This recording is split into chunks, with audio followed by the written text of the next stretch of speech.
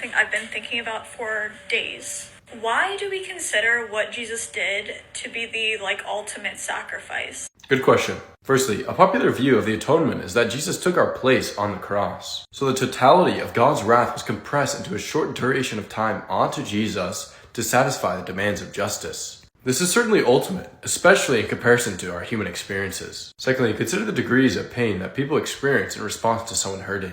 For example, a husband versus a neighbor of someone hurting. The degrees of pain are from differences in depth of love and time spent. The depth of love between the father and son is inconceivable, and it has continued for eternity. So for the son to choose to voluntarily go through suffering was certainly ultimate.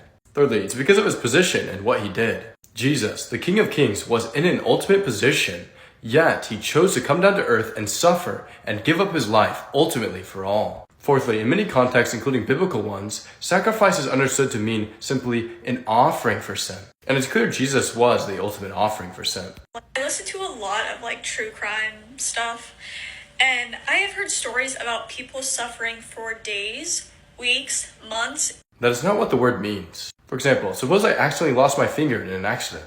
Did I sacrifice my finger? Sacrifice involves voluntarily giving something up, and that is what Jesus did.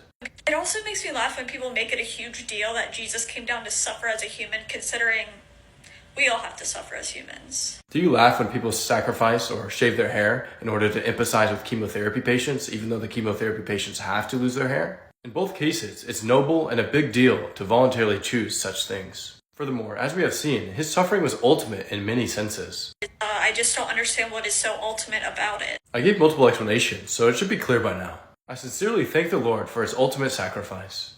God bless.